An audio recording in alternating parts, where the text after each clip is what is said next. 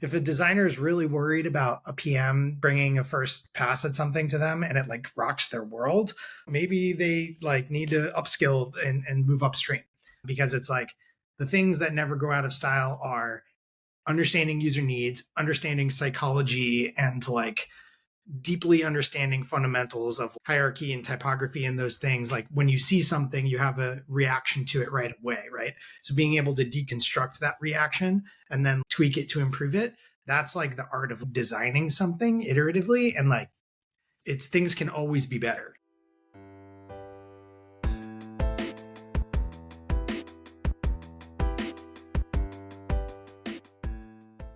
Hey there, and welcome to another episode of Supra Insider. This time, Mark and I sat down with Will Newton.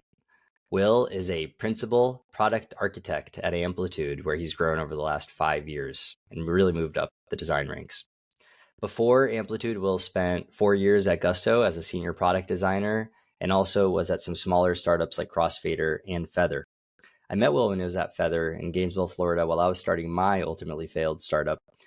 Will gave me some pointers and helpful directions, showed me how little I understood about the design craft, and ultimately became a close friend to this day. It's been a pleasure to watch Will grow as a craftsperson, as a builder, and most recently as a dad, a fellow dad, in fact. So in this conversation, we wanted to continue our learning journey on AI and how it's impacting the space, and Will really did school us both philosophically, but also in really practical, concrete ways about the ways that these AI prototyping tools and just AI in general is creeping into the design world. And we spent a lot of time also talking about how the different roles between product managers, designers, engineers are just continuing to get more and more enmeshed together. The lines are getting blurrier, and we're all just trying to feel our way through, in Will's own words, a dark room by lighting one candle at a time. So with that said, I hope you enjoy this conversation with Will Newton. If you enjoy this conversation, don't forget to subscribe to the podcast on your favorite podcasting app, follow us on Substack, give us a rating. It'll help us a ton and help future people discover us while also making sure you never miss an episode. Thank you. Will, thank you so much for joining Mark and I. Thanks so much for having me. Super pumped to have this conversation today. Yeah, we were just chatting before we hit the record button about how Mark was like, how did you guys meet each other? And I was saying, I think you're the first designer I've ever met over a decade now. And you're the first person who I ever compensated in some capacity to give me advice. You'd tell me how to go from idea to product when I was starting my company if I bought you lunch.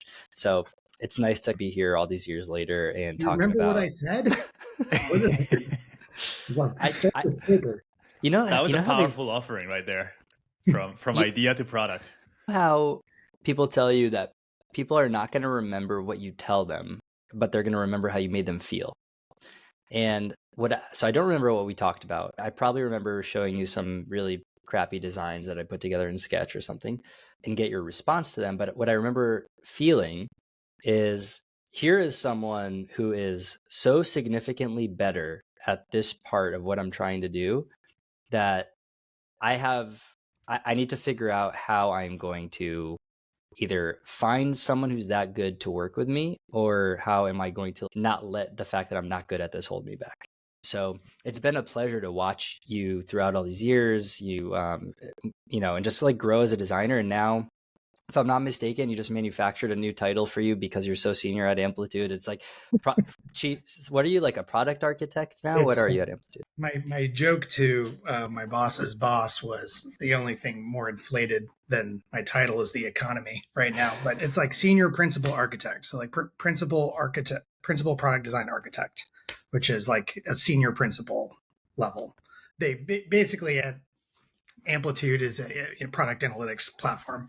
I've been working at Amplitude for 5 years. And when I joined, I was like a, lead designer for a group. And then after time, and, you get leaders come and go and managers come and go, and then just keep compounding that expertise and trust with leadership. And then you get to the top of the ladder that they built when they made the company. And it's like, well, we want you to stay. So let's invent some new rungs here. So it's been quite an interesting journey. And I'm curious, like what do you do as your top runner? What is your day to day look like? Yeah, at that scope? It's a really good question, and it depends. So just to be super specific, I currently am working on a few different things. Working on kind of like some architectural stuff. So like reasoning about certain abstractions in the system and like, how can we simplify and make things more powerful and like kind of like some systems thinking type stuff. And also working on the bleeding edge of what we're doing with AI and agents. So there's like some R&D stuff over here, and then sort of like some structural, very slow moving, tricky to reason about, like what is analytics type of stuff over here. And it's what's funny is that they're actually very connected in that like the things that make systems easier to understand for humans also make them easier to understand for AI, like things being correctly organized, correctly labeled. And when you say correctly, it's like, what does that mean, right? What does it mean for something to be right in terms of like how it's designed, how it's organized, how it's structured? There's a whole discipline. It's called information architecture. That's what I'm talking about here. Right is whatever maps to the expected mental model of the person who's using your thing.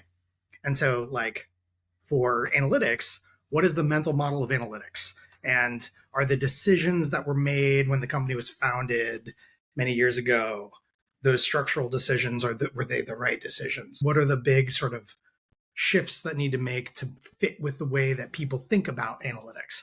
So that's like the slow moving category. But then there's, an AI can read a list of 2,000 things at the same time and pick the right thing. So like the needs aren't the same anymore. It's like, how do we bridge those gaps? It's a bunch of interesting interconnected problems. Yeah, but to try to answer the question, what's my day to day? Today, what do you do here, Will? What do you do here? Today I spent hours vibe coding a prototype of a future-facing like metrics tracker that plugs into an insight generation workflow. And so just making a prototype for customer conversations tomorrow. So and how many designers does Amplitude have at this point? Teams kind of fluctuated in size. I think we're like around 16. I think 16 feels like the right number. We recently had a few folks leave on the like management side that were there for a very long time. So we're like in the process of rebuilding that kind of middle layer. But ambitions to keep growing, right? And which is, it's funny. It's like it seems like the zeitgeist is like, oh, let's do more with less, right? More efficiency. Like how can we spend less money, do more? And so I'm curious how that's going to shake out. Is the idea that we can all just leverage AI to do more, or are we going to get more people as well? Lots of interesting things to figure out. And are you guys still generally operating with like something like 1-to-1 ratio between PMs and designers? Yeah, that's a great question too. So the way that this gets into like org design is at the end of the day, it's how are the teams structured and how do the people work together to get the outcomes you want. So close. I think we have a few more PMs than designers, but roughly 1-to-1. And the triad model is very important. Technical lead, design lead, product manager lead has ownership of a certain surface area, certain jobs to be done, certain workflows, and then or certain problem areas. And then you kind of just go from there, and you sort of have that atomic unit. They run the ship however they want to, right? And then there's higher level accountability, there's company strategy, and then those feedback loops happen.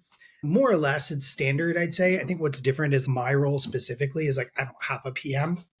I work with many PMs. My peers are more like director, VP level, and we work on whatever the most important thing is, and it changes. Right now, elevating metrics as a concept in Amplitude and working on AI agents. Oh man, I have like a couple of directions that I want into, and maybe I'm just going to call them out loud. Maybe if people are more interested in one or the other. Yeah, Mark, go. Yeah, list them out. I think there's one direction that I'm interested in. Like it's so interesting that you're in this like super like senior IC role, but I find it interesting that there's no like equivalent at the product level. So maybe like we could talk about like why you think that is, right? Because it seems like you're working with like those VPs. The other interesting nugget that I picked up that you said, I know you were half joking about the vibe coding, but maybe you were not half joking either. That feels like a very new part of like the design workflow that, maybe like 4 months ago you would have been, I was just, in Figma, like putting together some quickly like lo-fi prototypes. Now all of a sudden you're doing some prototypes with some other tools that are not Figma, which I was like, that's interesting. So Team, any direction we should go first? What is calling you most? So let's do both. I think on the first one, let's put a pin in the second one because that's a 3-hour conversation on its own. But the first one, I think I can't speak to why. I think it's a really great question. Every product manager I've ever known, like when you get to the P6 level, like you go into management. There's no such thing. We have principal PMs at Amplitude, but there is no senior principal PM. Same was at Gusto. So I don't know. I don't know why. Why do you guys think that is? Have you ever seen a super? I mean, it's changing. Yeah. I think it's changing. So when I was at Facebook, that's the first time where I saw like the concept of an L7 ICPM that is at the same comp and same level as a director. And I was like, it goes to 9. And I was like, how many IC9s do we have? Because that is essentially the equivalent of a VP level IC. And I think there might have been like 1 or 2 in the all-time history of the company. I don't know how many 8s there were, but it probably is less than 10 if I had to guess. I don't know, like maybe less than 20. 7 is generally a terminal level for IC. Like going above 7. That's like the director. That's like the director level, basically. Correct. That's like the level at which you could literally make a lateral, like a horizontal move to director, and there's no change in comp. So yeah, but generally speaking, that's the only place where I've seen there be somewhat of a structured career path for ICs to grow in that scale. And the definitions of what's the difference between the impact of an IC8 versus an IC7 versus an IC9 starts to get real blurry. Yeah. Something around org influence, like and trust, right? Like murky stuff. Yeah, I do think that's going to change quickly for 2 reasons. I think one is with AI, I think people are going to be able to do more, have larger scopes. So I think there's just not going to be room for as many directors, as many VPs. There's going to be like a CPO with like maybe 7 or 8 like really senior people. And so I think that's one of just like the way to progress is no longer going to be like, we'll just throw people at you or give you more people. So I think that's one. I think the other one is if you're going really deep into problem space, like you are right now with AI agents and trying to figure out what's the future of like this cutting edge technology that could be a make or break deal for the company, like it does make sense to have someone in product who's really thinking super deeply about this rather than like a VP or a director that maybe owns different areas that's constantly content switching and really is going to struggle to go deep. So I think that's like the other reason why I'm like, there's just so much potential business opportunity to unlock that it might just make sense to put someone very senior that can actually expedite everything and move everything a little bit quicker. I think another thing that's coming to mind for me is while I described that big companies like Facebook have established an ability to almost remove the incentive structure for moving into management by creating more of a vertical path to grow into IC roles, I think generally across the industry, I don't think that has become the standard in a lot of companies. And I think the majority of companies, I do still think have additional meaningful bumps in compensation on the product manager track for managing teams. And so I think the question that I sit with is like, what would need to change for that to no longer be the case, right? Like what would need to change for companies to stop seeing management as like an upward projection? And because the thing that gets most of the PMs I know, and Mark, we see this in the community all the time, is like when I coach people for like their next role and stuff, it's like there's an inherent trade-off between getting better at my craft and getting more money. Like most people don't feel like there's roles where they can actually grow in compensation while also improving in like the fundamental craft as a product builder and the product management ladder. It feels like a trade-off. Well, and I don't think the same is true for design and engineering from what I can see. Let's maybe like define one thing, which is historically, I think that's right. And then what Mark was saying, like especially for PMs, it's definitely going to change because the reason why the path to management is the de facto path is that's how you scale yourself. This person's great. We want more people like them. Let's make they manage the team and then they can influence them to be like them. And then it's more of that. But that's not, first of all, it like doesn't work like that. And then second is now with AI, you can scale yourself way more. And so the limit on the like amount of stuff you're able to do or the quality of stuff or the scope of stuff that one person's able to do has been completely blown wide open.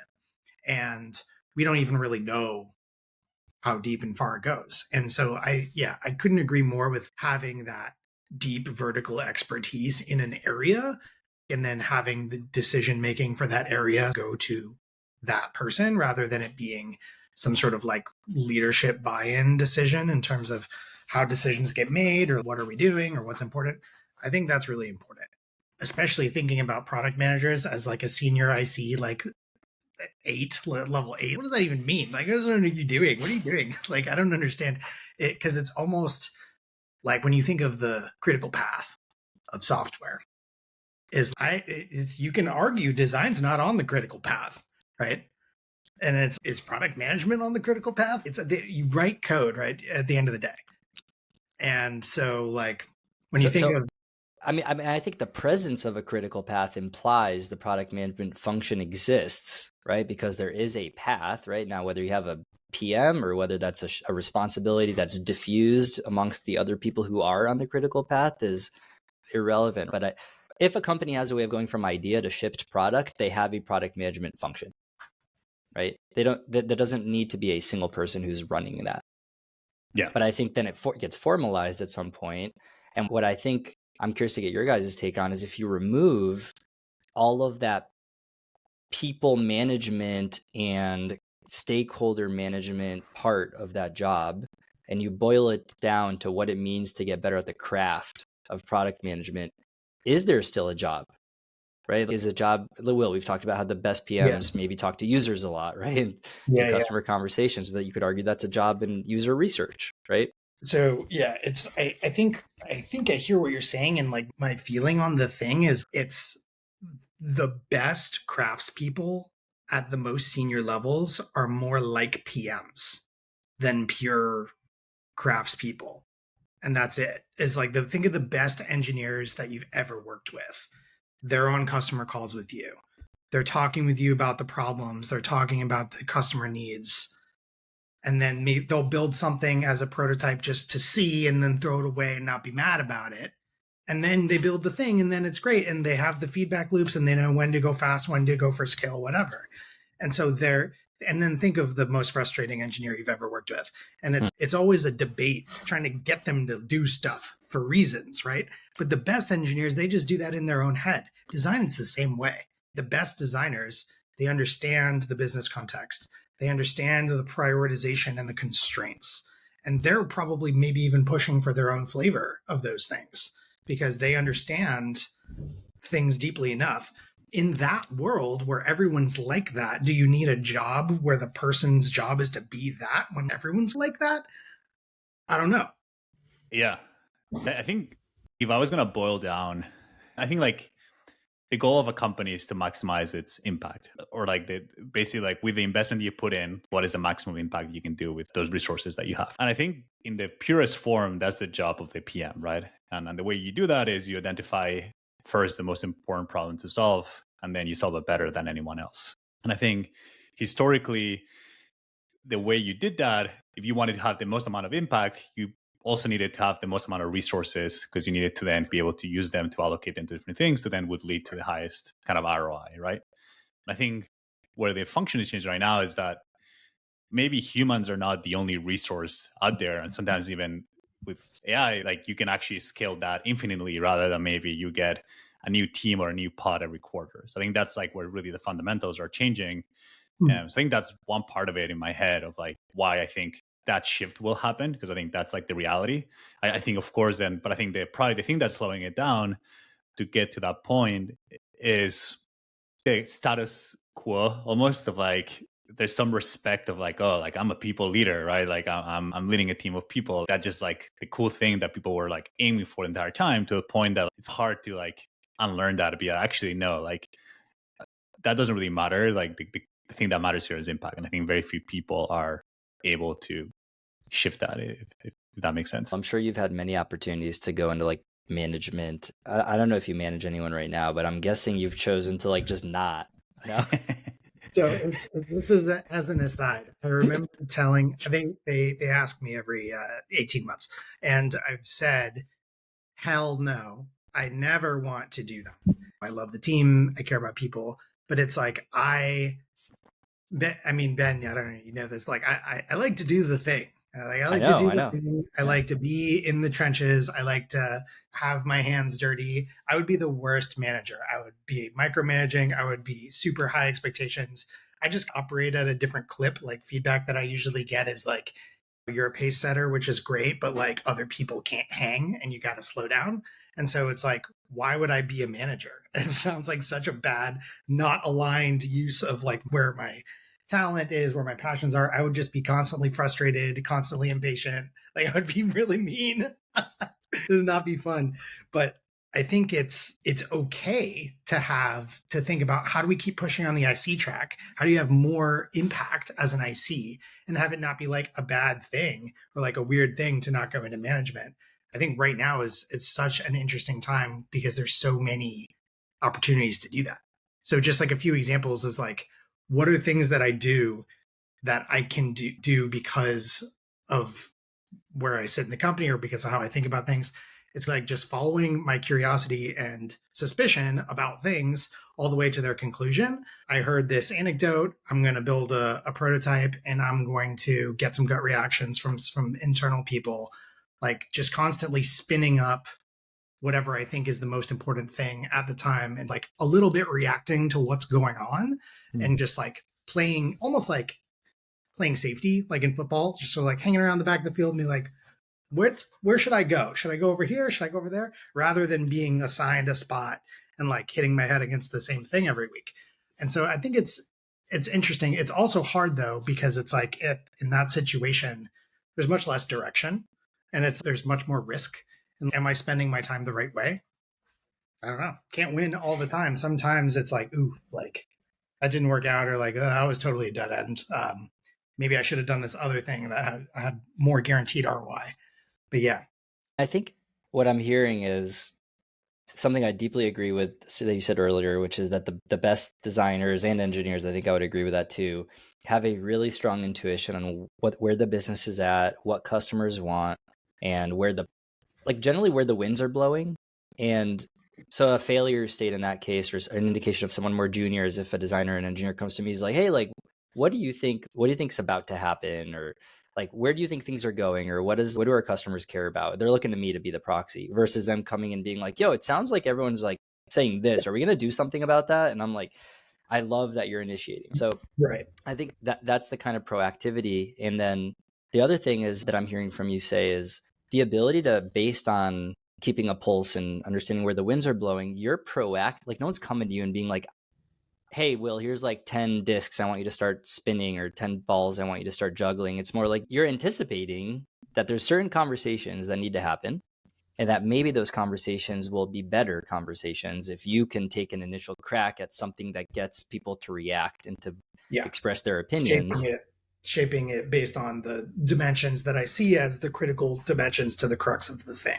Right. And it's like, this is where segue into AI prototyping is, in the past, like, how do you do this? How do you convince someone of the shape of this thing, right? You sit them down, maybe you whiteboard together, you describe what you're talking about, super high level diagrams, whatever.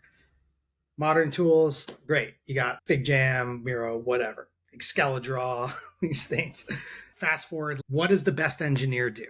Hey, I made this shitty POC of this idea. What do you think about this? Best designers would be like, hey, I've been thinking about this. I hear this thing. Here's this design. Here's this prototype, whatever. But now you can just literally cut straight to like faux product experience. Maybe it looks like the product today. Maybe it doesn't. Maybe it's completely different. Doesn't matter. But like a real live tangible thing that you can hold that like expresses the crux of whatever the thing is. And then reacting to that, I feel like is so much more powerful than pictures of a thing or a document of a thing. Last week, or the episode we released last week, we had Colin Matthews come on, and he did a live demo on a product called Bolt, where he added some screenshots from LinkedIn, and then he prototyped a new feature live on the pod, showing what a new section to like the post impressions page in LinkedIn could look like if it was trying to push you towards ideas on how to get more impressions on your posts. And he took that from idea to something that Mark, I was pretty impressed by what it generated. Yeah. And like, I would have been happy if I came up with that idea. yeah, Let me put it that way. It was cool, and I recommend people go back. I forget exactly where it is in the episode, but there was essentially a section with AI-powered recommendations with 5 different cards. Each card having like a low, medium impact, pill kind of like component, like label, and then it had like a title, and it had copy, and it had icons, and it all just made sense. And my initial reaction to that is, this might not be the thing that we ship, but boy, does this get a conversation going. It explains the thing. Yeah. Like you're going to have a reaction. You cannot help but have a reaction if you work at LinkedIn and you look at that design. You're going to have some reactions. We can't do this. We can do this. This is wrong. And Mark, I remember you asked a follow-up question, which I'd love to get Will's take on. Mark, I think I remember you asking something like, in a world where PMs can do this on their own, do designers maybe get a little defensive? Do they feel like the PM is coming into their territory? I would just love to get your reaction if you start seeing PMs do this, bring these artifacts to the table. What does that evoke? And Mark, feel free to piggyback if you have another way to maybe ask. like to make it more real, right? Let's say you go to work tomorrow and you have a one-on-one with a PM or a BP. It's like, hey, like I was vibe coding like for 4 hours last night. Here's an idea that I came up with. What do you think? And maybe I know you're maybe not the typical designer, you're very experienced. I think you probably would appreciate it. But given your read on the design community, like how do you think different people might react to based on what you know about designers? Yeah, I love this question. Thank you. Thank you, Ben. Thank you, Mark. This is an excellent question. So to all the product managers listening, please do this. Do not hesitate.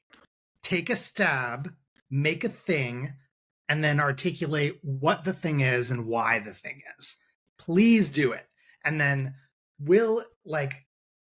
is it going to make some designers uncomfortable? Definitely. Would it make me uncomfortable? Definitely not. Because I'm sitting there, I'm seeing the thing, and I'm like, okay, cool. So like, what is the first thing when you see a prototype, right? It's like, what is this prototype trying to do? Who is it for? How does it work? And I think when I start with a code prototype, when I use the Bolt, V0, whatever, I start with the data model. What is the structure of the thing? When you think of SaaS, when you think of like basically all apps, all things that are on a screen, right? It's just UI on a data model and there's actions being taken. Once you see through the matrix here, it's okay. All apps are the same. There's a smattering of patterns have affordances for different types of interactions. And then all apps are just text and boxes that like help you intuitively understand what the data model is. And then you interact with it based on what you need. And then the UI is either simple or complicated, cognitive load, whatever. You can peel back the onion like many layers. But how do you visualize a data model? Like in your head, are you literally like creating like tables? Are you doing like diagrams? Like what does that mean? Yeah. So that's a great question. So just think like first principles, right? Like you've done this in a million times, which is you sit with when at the beginning, at kickoff maybe, right? Like back in the day when we were all in the office all the time, you go to a whiteboard and you're like, okay, so what is this thing? So like you write the name of the thing. And so what does the thing have? Right? It has this, it has this, it has this, right? And you just map it out. So I do it in Figma or FigJam with sticky notes. What is the structure of what this thing is? And there's a Sophia Prater is her name, as a lady who has made this. I guess she pioneered the name of this as OOUX. It's like object-oriented UX. There's like a whole subfield of this sort of methodology, which is where you basically, this is step one of designing anything, is you have to understand what it is. So what are the objects of the system? What are the attributes of those objects? And then what are the actions users can take on those objects? And then what are the relationships of all of the objects and how they nest with one another? If you can describe that, then that describes any software system that exists in its entirety. And engineers love it because then you're speaking to them in terms of like code, like what is this? What are the properties that are this, right? And then maybe there's data that's missing. Maybe there's metadata that needs to be there, right? You can have a much more intentional conversation about what you're building when you're talking about it in these terms, right? And so then when you think about UI, right? When you think of design, design's not how it looks, it's how it works, right? How it works is like how are you manipulating the data model? What are you doing? What's happening on the back end? What is a user trying to do in the real world? How does that relate to what's on your screen? And that's it. That's product design. And so like at a, sorry, I'm trying to think of like, how did we get to this? We were talking about the PM who comes to you with that prototype in Bolt or whatever. So here's an idea. The thing is like, what is this? You break it apart and you're like, okay, what are you trying to do here? And it's great. So this is what's happening. And then it's an opportunity to then brainstorm together. Okay, what are the different forms that this can take? And so this representation is one form. And like, what if it was like this? Or what if it was like that? And so but is the data model right? Is the model of what it is right? Should it be at a different stage? Should the flow be in a different order? And you get to this, designers that are comfy with their place in the world, you get to this if someone comes to you with something and you know that it took them just some prompts to make, then you can take it apart and put it back together again. And it really opens the door, I think, for collaboration. I love it. I think it's a great thing. It definitely will make some people uncomfortable, but it's like, what are the keys to good working relationships anyway? What are the things like shared objectives, mutual respect, communication, collaboration? Hey, I made this thing. What do you think? What would be bad is, hey, I made this. I spent 20 hours vibe coding and I made this really robust, ridiculous thing that I've already gotten buy-in on. I'd be pissed. That's not what we're talking about. We're talking about like, hey, it's like a napkin sketch, right? But the difference is now a napkin sketch can be real code, and like it can real like the genie has conjured like it's like a 3-dimensional napkin sketch. 3-dimensional. Like it's got texture, right? Sketch. Look, I think that same exact example has a bad way of delivering it and a really good way of delivering it. And I think that the bad way of delivering it is, like you said, I have some investment in this solution I'm bringing to you. Could you make it look good? Oh yeah, no. Right? Like, don't do that. But I think the good way of bringing it is like, here's a really crappy thing I built that didn't take me much time at all, and I have zero emotional investment in it, but it's the best I'm able to currently kind of communicate some of the ideas. Yeah. Like, can I just get like your reactions? We could jam on this, and it's all throwaway work, but I think it maybe starts the conversation in a better place. 100%. Like, 100%. I want people to do that to me every day. Like, here's this idea. What do you think about this? And yeah, I think that's great. Generative, not being like super attached to it. It's you're discovering it together rather than it being like something that's finished that's being brought to you, right? It's the same fundamental thing of like workshopping something together versus like a handoff. Yeah, and I think to play the role of that like fearful designer that's like, oh shit, this is scary, like you're getting into my territory. Yeah. I think where their head might be going is like, what is my role going to become? Because all of a sudden we're talking about the PM has spent time thinking about the data model, right? Like they've done some maybe prototypes that are like visually like maybe let's say a 6 out of 10 or a 7 out of 10. I'm sure the technology and the tools are going to get better enough that we're going to be able to get to like 9 out of 10 like visually designs, and then even turn that into like design system that you can then build a whole app with. So like at that point, I'm like, the reason why I'm fearful is because I just don't know what my role is going to be, and like, why am I going to be needed anymore? And what would you say to that designer? I'm going to try and channel my really being in their shoes, because there's a few things that I know, right? And so I know that it's like the value of design is not being someone's paintbrush. And so I've been pushing back against that idea, and I have very well internalized. So I'm not like afraid, right? When someone, if this scenario, for me, it sparks excitement, not fear. And I'm like, ooh, this is fun and engaging, not like, oh no, they don't need my UI skills anymore, right?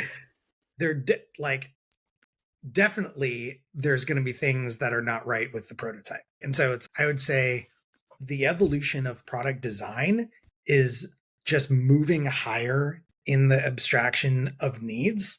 It's how like design systems commoditized, like needing to worry about buttons, and everyone just worry about flows and like how the data is structured and things like that. Like, how are things working? And that it's just more of that. It's now you don't really need to even worry about applying patterns. It's just there's existing patterns that we should just leverage. But then it's like the opportunity is still there. If you're building a basic CRUD app or whatever, if you're building a basic thing, it doesn't need to be designed. You don't need to design it. There's just an expected design where it's just be what's expected. And if it's anything that's extra from that, then it's extra. It's decoration. So why are you doing that? And so there's like almost like this is a hot take. It's like, if a designer is really worried about a PM bringing a first pass at something to them and it like rocks their world, like maybe I'm trying, how do I say the thing that doesn't get me canceled? Maybe they like need to upskill and move upstream, because it's like the things that never go out of style are understanding user needs, understanding psychology, and like deeply understanding fundamentals of hierarchy and typography and those things. Like when you see something, you have a reaction to it right away, right? So being able to deconstruct that reaction and then tweak it to improve it, that's like the art of designing something iteratively. And like, I don't know, it's things can always be better. So just don't worry about it. I don't know. It's not really good. Yeah. No, I think if I was going to channel, like, yeah, what would be my reply to that person too? Like, I think, at the end of the day, like the way I think about, and you probably know this better than I do, so correct me if I'm saying something wrong here, but I feel like the way you measure the impact of a designer is like how successful are the products that you build and what impact are they having in our business, in our customer base. And I think the point you can make is if you have a PM that's bringing you prototypes and that is doing this type of activities, it's actually going to help you move a lot faster in how you build product and how quickly you ship, and actually how also shipping the right thing too, right? Because you are able to validate it, you're able to talk to more customers, you're able to get more reps in. So in a way, like if someone does this, I think the end result is going to be a lot better than if you just were building everything from scratch in Figma.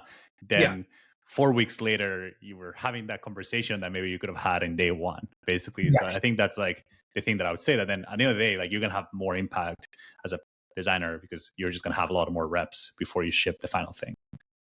I'm just like sitting with something that's like striking me as almost like a theme that we're dancing around in some sense. And I'll say the thing that's coming to mind for me, which is that I think there's a bunch of people that have been working not just as designers, but as PMs, engineers, who have been doing the jobs that are getting automated. And if they're getting fearful about that, it's potentially because, just to stick with design for a second, I don't think there's room for pixel pushers in the future.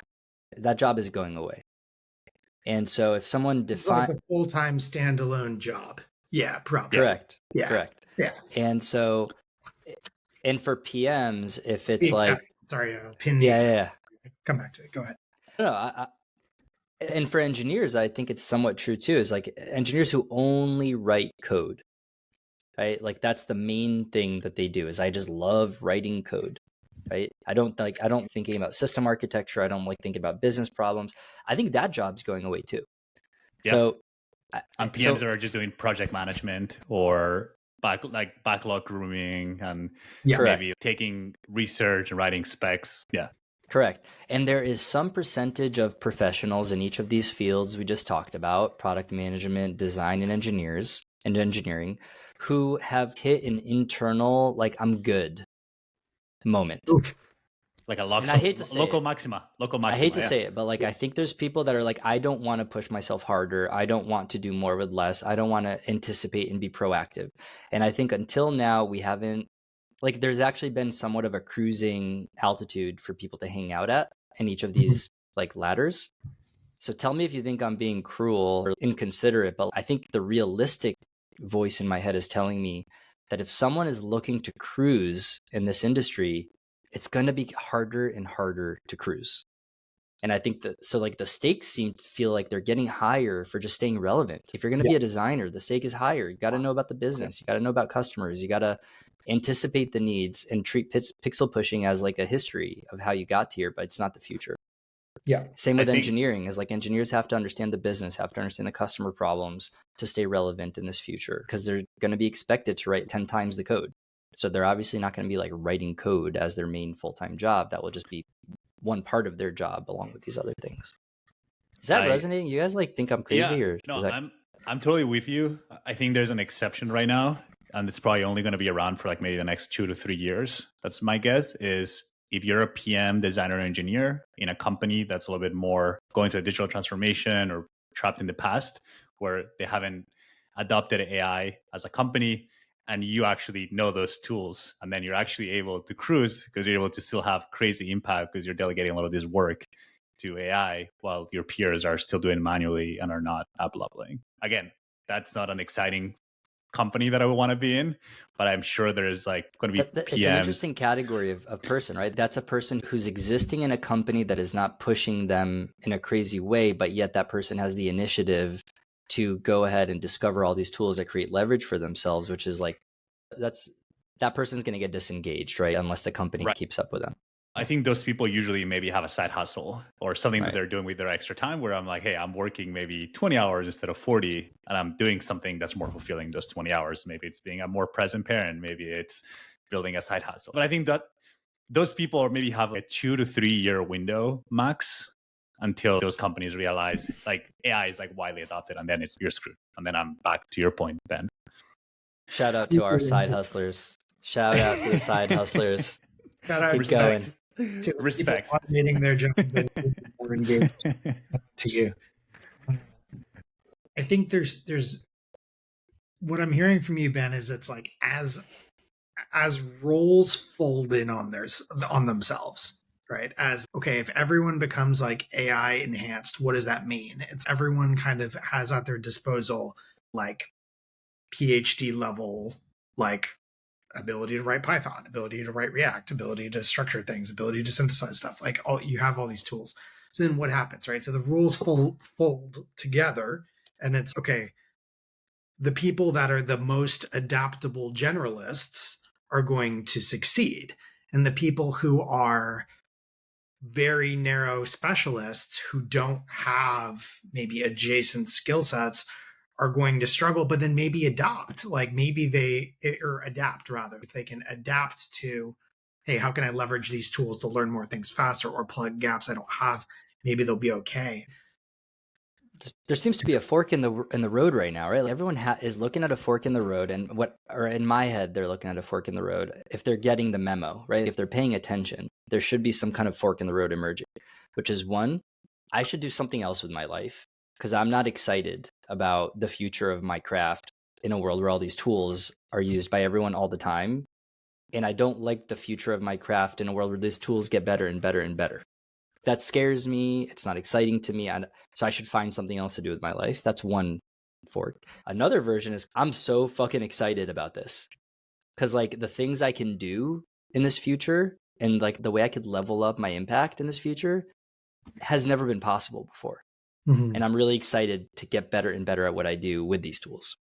But I feel like if someone doesn't like make a decision, they're probably going to default become redundant if they don't embrace these things or just be intentional. Yeah. And I think that there's some people that are like in denial too, right? Like they're like, oh, maybe this is not going to be that revolutionary, or I don't think the technology is there yet. I don't think like everyone is just, oh, I don't care enough. I think there's just some people who are just like, it already is revolutionary. Yeah, right? You don't have to convince me, or I don't have to convince you or Ben. I think we're all on the same page here. But funny, I was talking to a friend of mine who's a PM at a well-known cutting-edge tech company, and he was telling me he just might like, and he has a lot of side hustles and does a lot of coding on the side. He's a heavy like Replit and Cursor user, and to me he was like, it's so frustrating because I tell my engineers like, why are you not using Cursor? Like literally, it would save you like 60% of your time. You'd be way more impactful. And they're like in denial. They're like, no, like I don't think that's going to be that helpful for me. And my friend is, no, it is. Trust me. Like I use this every weekend.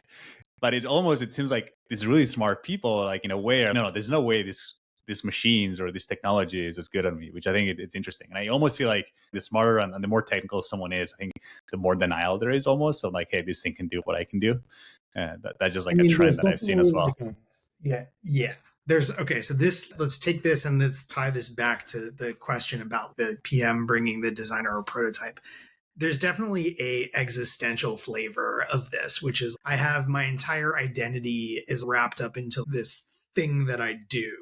And then now there's this AI machine thingy that does the thing that I do, but it doesn't do it the way I do it. Like it does, or it doesn't know why. Yeah. It's just parroting, and there's no way that can be as good enough as what I can do. And yeah, that's a tough cookie to reckon with or crack or let go of, because maybe it doesn't know why you need to react a certain way for it to be more performant, or it doesn't understand whatever fundamental things are, but like all of that exists in the latent space. And like as models get better and better, which theoretically is like continuing to happen, and as people get better and better at prompt engineering, and as tools get better at embedded prompt engineering in order to get to better outcomes, which is gonna the application layer, there's so much more room. Right now we're in the MS-DOS era of AI, where you type exactly what you want, you get exactly what you want back, right? And it's like there's so much headroom. I don't get the reference. What is MS-DOS? What is that? What Maybe is he calls it MS-DOS? something different in Spanish, if I had to guess. But Yeah. Mark, the first computer I used, you tell me if you had the same, but like in the 90s, when I had my first computer, I remember my main interface, I had to log in. There was like this big blue screen and everything was text, and I had to pick like an application from a list of, that's what I think you're talking about, Will, is maybe like the green code on black background kind of systems that are purely input-output based. Can I share a...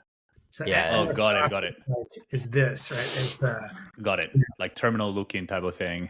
Yeah, like this is the computer. You turn on your computer and you see this, and you type it, instead of you're like open whatever .exe, and then it runs. Got it. It's crazy, but we all had that shit memorized. Like you had to memorize what to say, otherwise you're stuck. You can't do anything in this thing.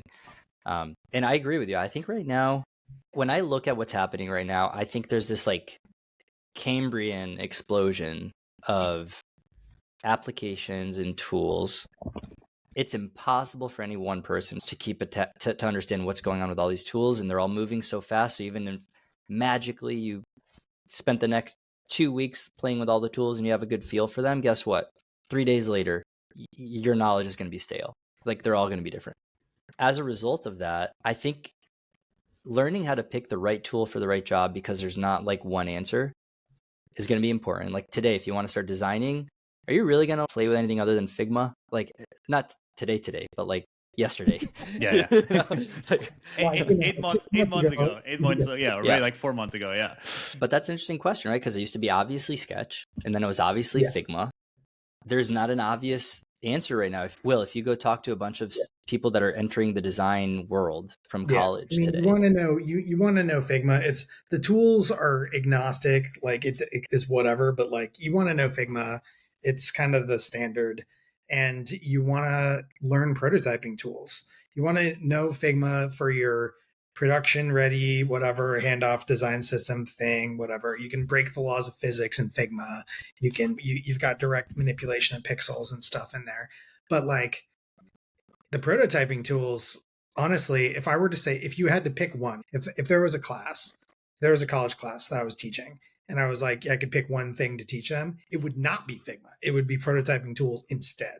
And going back to the fear example, I just remembered I was talking By the way, if I'm like the Figma founder, that's so scary to hear. Right? I'm sorry, Dylan. I'm sorry, buddy. Dylan is so great, but like it's the moment. The moment was there for Figma and AI, and it seems like they just didn't exactly crack it the right way. And now it just makes more sense to me to reach for a prototyping tool and explore conceptual prototypes that are not really grounded in the existing product than to reach for Figma and like drop in my components and start designing stuff.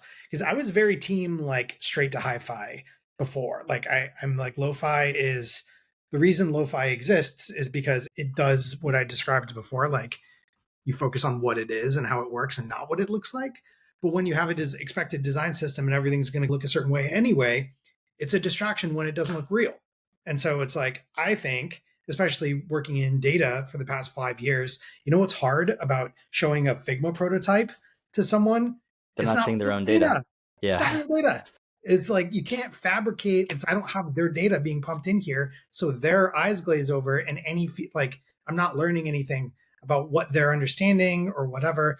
And so we at Amplitude, we were always like, ship fast, make a prototype, get an actual dev prototype, alpha, beta, GA, iterate with the customer advisory board, and forget your Figma prototypes. Yeah, you can do Figma prototypes for vision. This is where we're going in the future. All these things. It's fake. It's art, right? It's not real thing. It's not the. And so designers working really close with engineers make the thing.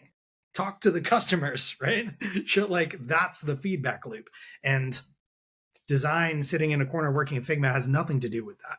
It's like you're drawing a picture of something and giving it to the engineer so that they can write the code. So just write the code, right? As the tooling gets better and better. And this is going back to the original thread, is like, in a world where designers and engineers understand the customer and can make the right thing, how does product management fit into that? And like, how does all the roles are evolving together, right? And I think that they're all folding together. And it's like, we're all just product builders that are spiky in different areas. I don't know. I have no idea what this looks like.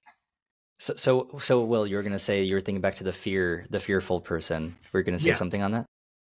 Oh, yeah.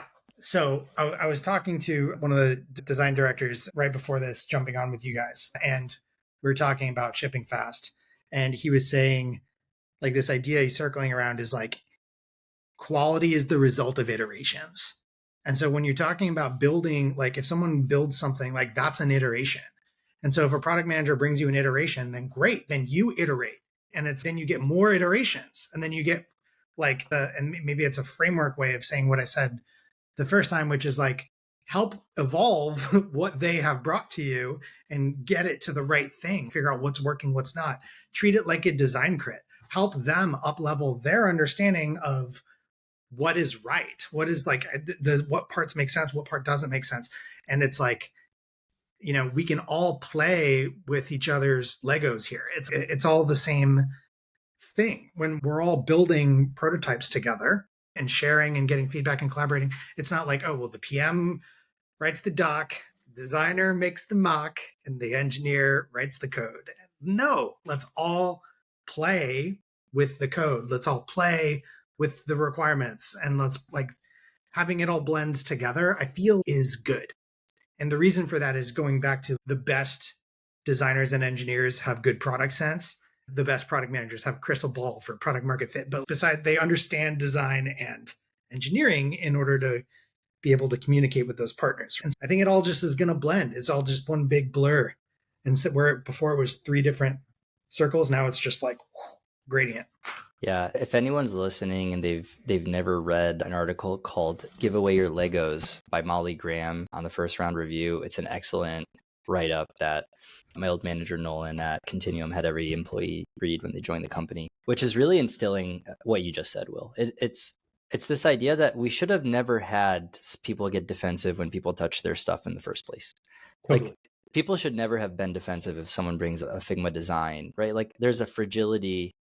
And again, maybe it's inconsiderate, because if someone's like getting defensive and fearful because they're worried about their livelihood, I feel you, I really do. But I don't think that way of approaching collaboration with high performing people is going to yield the results that you want. Like, being fearful and having your foot on the brakes is not going to get you to like move boldly into the next phase of growth. So I think it's important to embrace these things and to feel like, this is not my design. This is not my design system. This is not my component library. This isn't my page. This isn't my flow. This is all of ours. And really, we're all building this thing together. Yeah. And if you can accelerate the path to better ideas that delight customers, and I'll steal this from Gib Biddle, who we've had on the podcast, like delight customers in hard to copy, margin enhancing ways. Great. Let's do it. Yeah.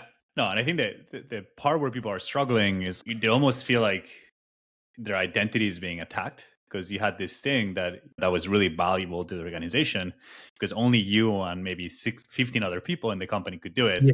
And now you have all these tools that kind of have commoditized your value. And I think what I would encourage those people to think about is that the way you remain valuable is by being really good at adapting and really thinking here's the highest leverage use of my time, and learning from how these tools are evolving and continue to build an intuition for here's how I can increase my impact. And I think right now, a lot of the way you increase your impact is by actually like iterating faster, having more reps in, and building better product. But I think that's going to continually change over time. So I think it's just like being very aware of the value that you provide is the ability to always be the best kind of resource allocator and talent allocator for yourself. I think that's how I think about it.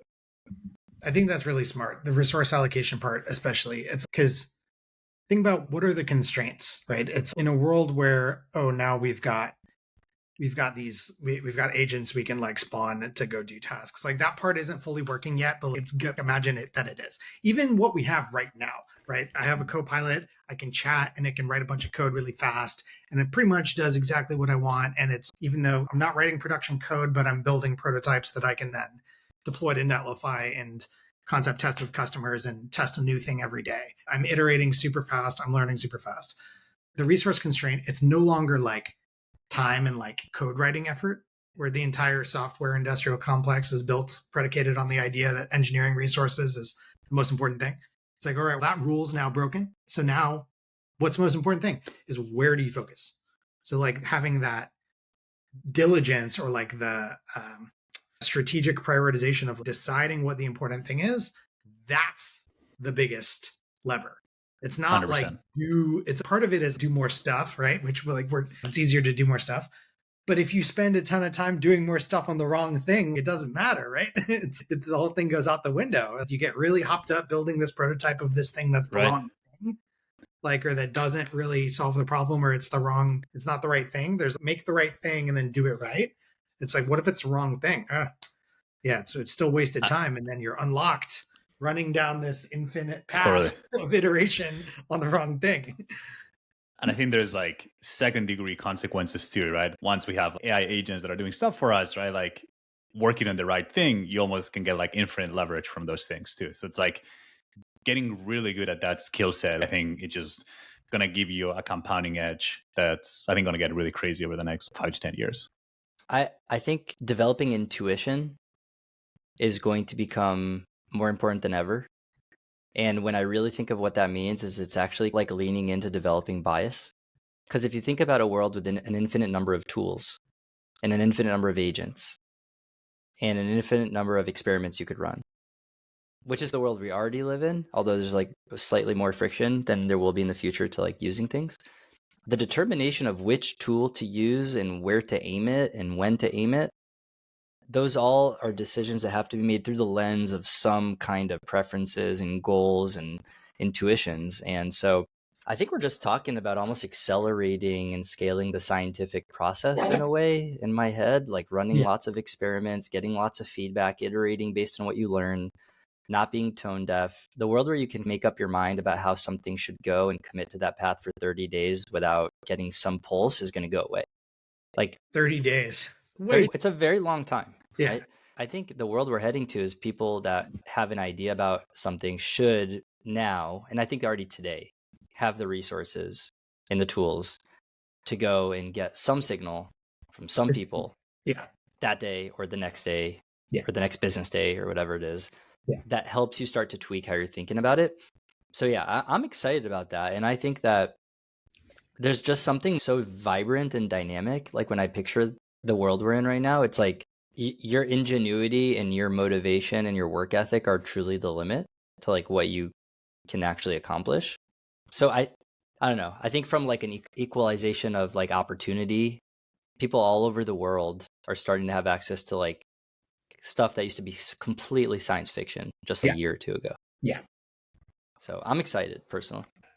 I think I just said that the constraint is attention, right? And you just said something interesting, Ben, which is the people who are breaking into the game now, they have a different playing field than maybe 10 years ago when we were entering the field, like what we experienced. I'm afraid of the kids. I can't a 15-month-old baby. I can't take Adderall and work for 14 hours. I can't do that. You know what I'm saying? Like I have a certain number of hours per day. And I can maximize those hours. But there's a kid who's 19, 22, whatever, no mortgage, just hands on laptop, 18 hours straight, 5-6 days a week, that person is going to crush me. Yeah, I think that's where it's funny. I was going to go in a very similar direction. I think that's where like the intuition piece that Ben was talking about, I think plays a key role, right? Like the experience of actually like this is the right path to go in there, or this is the right place to invest. I think that's like probably going to give you like I think that person, even though is going to be working maybe longer and more intensely, they're not going to be working that smartly, or they're not going to be choosing the right path to go down. So I think that's one thing. But I think the one advantage that this young generation are going to have is that their conception of time and what it means to move quickly is going to be totally different. And I think a lot of us are going to have to almost break our frame of time. Yeah. Like I think, like when I was like, I had been in product teams that would maybe ship a feature like after every 3 months or 4 months, right? Like we're now in a world where you can kind of do the discovery and ship a feature in a day. And I think for a lot of people, breaking that frame is going to be really hard. And they're going to be their own kind of bottleneck because they're going to have this limiting belief of what does it mean to move quickly? Because for them, maybe like when quickly is cool, like instead of shipping a feature in 4 months, now I do it in 2, but that's still very slow compared to how quickly you could be moving. So I think that's maybe what I worry about with the younger generations, that they like all of a sudden don't have those preconceived notions of what it means to move quickly.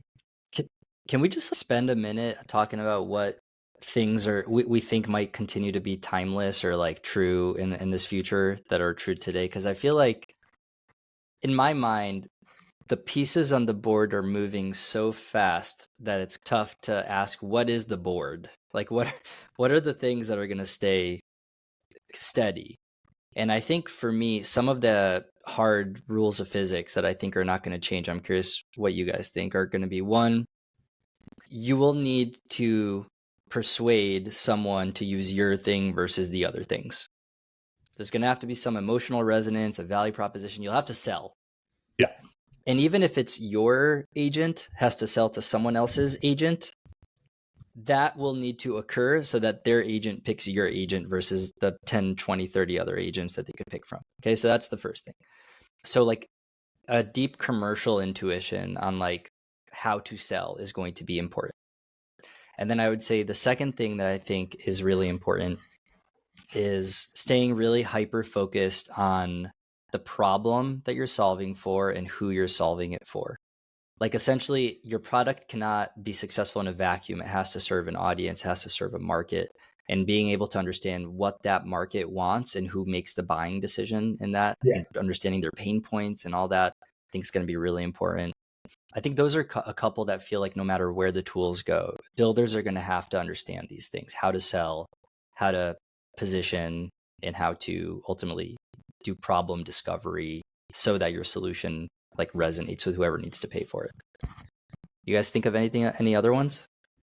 Yeah, I think I was going through the list in my head. I think just being really good at talking to customers and being really good at asking the right questions in a way that it doesn't lead to just being really good at interviewing customers to understand the problems, and that's going to be really good. I think I agree, like on the focus part, I would also include it to focus on the execution. I think it's going to be really easy for you, since building something and the speed of building is going to like be very compressed. It's going to be really easy to want to try 1,000 things. I think like companies that stay very focused on like execution and their plans and have that rigor and discipline are I think that's going to be timeless, and I think that's true today as well. I think taste, right? Like I think that's another one that I think that's if you have an intuition and an opinion of why something is good or bad, I think that's always going to be helpful, especially like as it gets a little bit more normalized too. The other one is the ability to be really good, like kind of resource allocators, and like ability to be very intentional. Like here's where I'm putting my time, my energy, or the energy of my teams. I think that's going to be almost even more important, but it's already important right now. And then probably the really important one too, that I'm thinking a lot about is, I think people that do really well today are very curious, great learners, and adapt. Like not only just learn, but put those things into action. I think that's only going to become more and more important as this technology keeps moving faster and what you can do on a day-to-day basis changes. Really good list. Interesting. I think there's some things that are Lindy about like product building. You already named a few of them. Having a vibe check on like what is out there in the world, awareness, and then having the intuition to be able to feel like where a gap is or where opportunity is. This is a latent need. And I guess that goes into understanding users, understanding customers, but really just understanding people, right?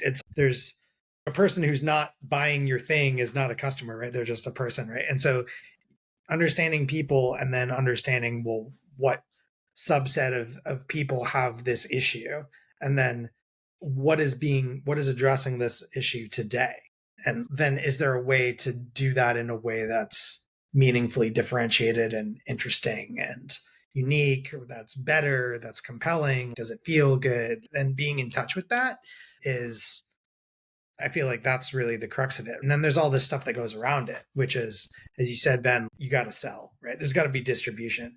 It's especially, this is even more Lindy in a world where anyone can make software, which is like, there's going to be 1 billion to-do list apps, right? Like, and they're all, people say personalized software, right? Anyone, you make your own app, right? Maybe you don't you don't buy anything, right? You just make it. And maybe that's a world that happens. I don't know. But being able to communicate clearly the thing that you made and getting it out there and figuring out that and caring about that will never, ever go out of style. Feels like it has to. That's always going to be a thing, figuring out that path. Yeah. And then I think there's the aspects of working together as a team, which I think the weird part about this, and maybe more about this, Ben, from as like a kind of solopreneur creator, like that angle, but one person can do all the things now. I've got a few apps in the App Store. I've got a bunch of websites I manage. I help my wife with her business. Like, I'm doing all the things, right? And that's like it's a generalist's world, I think.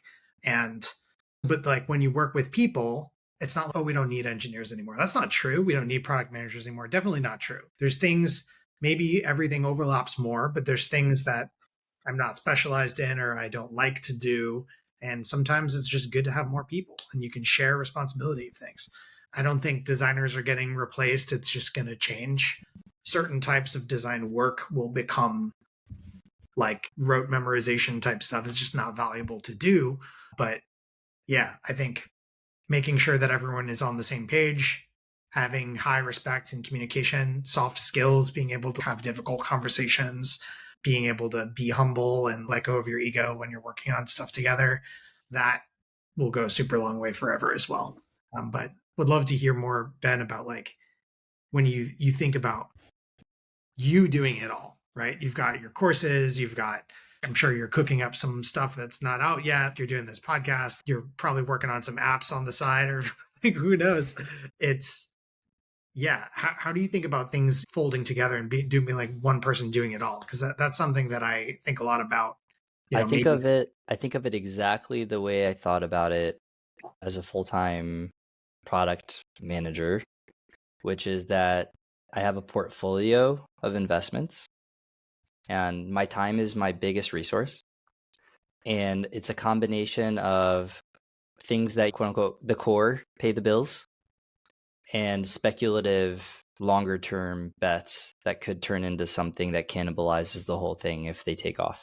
So for me, like, this podcast has went from a 0 to 1 speculative bet to part of the core. And I have a hard time picturing my life without this, even though it's, quote unquote, not paying the bills today. But Mark and I are having so much fun. It's filling up the batteries and it's giving me energy to do other things, that this is in the core now. But yeah, like I've tried other experiments that didn't go anywhere like over the last year. And that's totally cool too, because I learned something from each of those. Some of them were solo experiments and some of them were collaborations with other people. But I think for me, yeah, maintaining a portfolio across like levels of confidence or levels of risk, I think is important. And then learning when to get help. I was telling Mark before we recorded, like I want to spin up a presence on YouTube, for example. I don't have like one follower on YouTube, and a lot of people that should take my course probably go to YouTube to look for that kind of content. I have no footprint there. So I recently got introduced to an incredible and really fast person on Upwork that's been helping me do a lot of video editing and spin up like my YouTube stuff. So hopefully I'll have some stuff coming there, but that's an example of getting leverage. And Marc and I talk a lot. Marc's been really good, actually. Marc is probably one of the people I look to as a role model for how to get leverage from other people as he does his. Marc is running Supra. That's his business, right? But he's been able to plug people in a way that frees him up to focus on higher leverage activities too. So I think that Marc is actually walking the walk in a lot of ways on the stuff I think he was saying around how to play the meta game of figuring out where to spend your time and what to focus on and how to create leverage. And I think that's ultimately critical for scaling as a solopreneur or anyone that's like their own boss, is you have to find those leverage points. And it's hard. Yeah. I mean, yeah, Marc, you've been grinding. You've been working. I mean, you're not in the same boat as Will and I in the sense that you have a little kid at home, but like you're grinding as hard as humanly possible, and you're starting to put a foundation in place that allows you to, if you want to keep grinding that hard, you can, but you won't have to keep doing what you're doing right now. Exactly. And I think that's huge. We could talk about creating leverage in a whole separate episode, but should we start? I mean, were you going to say something, Marc? No, I think, let's start wrapping. I'm on the same point. We'll have to do a part 2. I think a question that I want to ask next time, so we'll leave it here as a teaser, is that I think like a really good question to ask is like, hey, if you're going to teach a college course on product design that you want to still be relevant in 10 years, what would that course include? Because I think that's a really interesting question, right? Because like you have to get to like almost the core of what we were talking about, or what are the things that are really going to be timeless. I think that's a really interesting like thought experiment. That now, as I'm saying, I want to do the same thing for product management. For sure. And I think it might be the same thing. Yeah, that's the thing that we started this conversation about the podcast before we scheduled this is, are the roles of design and product management really merging together? And 5 years from now, 10 years from now, will we be able to tell the difference? So yeah, I mean, good look back in the future. Sorry, go ahead, Marc. No, I was gonna say that Claire, like I went to, so basically Lenny had his first like in-person summit. It was like this big conference for product leaders, and there were some big hitting speakers like Shreyas, like a bunch of like high level CPOs, the CPO Figma, etc. But I think like, the talk that probably the spiciest one and the one that most people talked about was this talk by Claire Vaux, which is basically like very spicy, really good, like A+ job at naming. It was basically like, is product management dead? ? And the whole thesis of her talk was that what she thinks on the future of PM is that basically like design, engineering, and product are all going to compress into the same tool. So basically like that talent stack is going to compress, and likelihood in companies going to be someone who's going to be doing the 3 things all at once. Which I'm pumped because actually she's joining Supra on Friday to do a learning talk. That sounds so we'll fun. do some. Yeah. Yeah. That's very aligned with, I feel like, what we were just talking about. It's as things bend together, it's so much easier to do it all in your head versus needing to convince. And then if you believe that there's one train of thought that good stuff comes from the tension between the 3 forces, sure, that makes sense. But what if good stuff actually comes from numbers of iterations and listening to customers? Then is the person that goes 3 times as fast and gets 3 iterations in a better spot than the 3 people who kind of work their way to 1 iteration and then come to the same conclusion, and now they're 3 iterations behind. Yeah. It'll be interesting. I bet on that person that iterated 3 times. Trying to be that person. Amazing. I know we could keep talking for probably another hour, but Will, to maybe 2 final questions for you. One is, where can people find you? And then 2, how can our audience be helpful to you? Ooh, okay, cool. So 2 things. First, I guess x.com, formerly Twitter, is the spot I hang out on social media. I read the AI news there. You can go ahead and add me on LinkedIn, but I don't know why you would want to do that.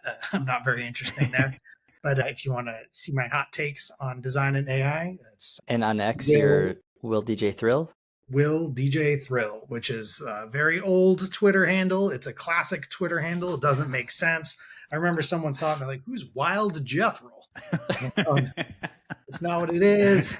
It's okay. So Will DJ Thrill on Twitter X. And then how can the audience be helpful to me? Two ways. If you are a morning person, you go download my app Early Day. It's in the iTunes App Store if you have an iPhone.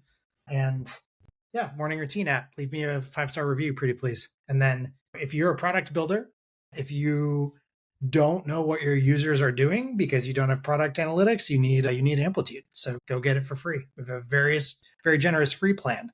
You can get billions of events. So one line of code and session replay analytics all bundled up together. And to make your day, probably in the last 12 months, there's been like maybe 3 or 4 times someone has asked, hey, what data analytics platform should I use for my company? And this is like in our Slack channel for Supra. And every single time, like everyone's like Amplitude has been the clear winner there. So yeah. Great to hear. Also, a lot of people in Supra recommend it. So I can attest to the power of the tool. Very powerful tool, a lot to it. But yeah, we could talk. It's analytics theory is a whole separate podcast episode. That'll be the part 3. Yeah. Thanks you guys so much for having me. This has been a blast. Thanks for coming on. Thank you.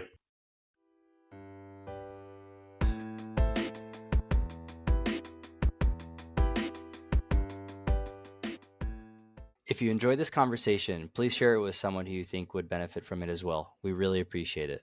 We'd also love a follow or a rating on Substack, Spotify, or YouTube. That's going to let other people find us. And if you have any topic recommendations for a future episode, please send myself or Mark a DM on LinkedIn. We'd love to hear from you. Thanks.